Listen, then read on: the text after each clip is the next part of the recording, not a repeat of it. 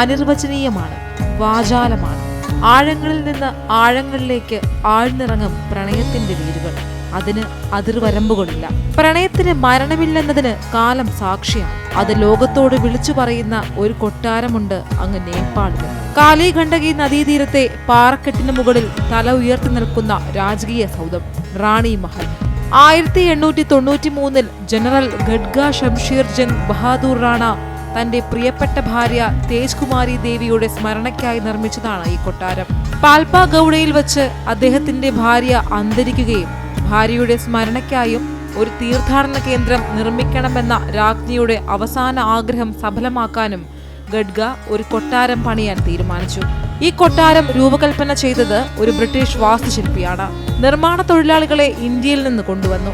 പാൽപയിലെ അദ്ദേഹത്തിന്റെ കീഴിലുള്ള 4 ആർമി പ്ലാറ്റൂണുകളും പ്രാദേശിക ഗ്രാമവാസികളെയും നിർമ്മാണത്തിനായി ഉപയോഗിച്ചു.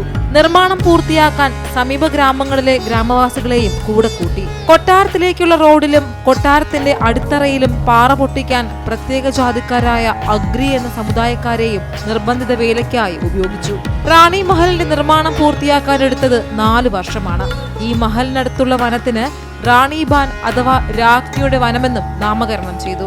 1902 ഖഡ്ഗ ഷംഷീർ റാണയും കുടുംബവും റാണി മഹൽ ഉപേക്ഷിച്ച് ഇന്ത്യയിലേക്ക് പലായനം ചെയ്തുവെങ്കിലും റാണയുടെ നിത്യസ്നേഹത്തിന്റെ പ്രതീകം കാടുകൾക്ക് നടുവിൽ തലയെടുപ്പോടെ നിന്നു. ഇന്ത്യയിലെ താജ്മഹൽ പോലെ പ്രണയത്തിന്റെ പ്രതീകമായതിനാൽ റാണി മഹലിനെ നേപ്പാളിലെ താജ്മഹൽ എന്നും വിശേഷിപ്പിക്കാറുണ്ട്. 56 അടി വീതിയും 112 അടി ഉയരവുമുള്ള ഈ 4 നില കെട്ടിടം യൂറോപ്യൻ വാസ്തുവിദ്യാ ശൈലിയുടെ സൗന്ദര്യം വിളിച്ചോതുകയാണ്.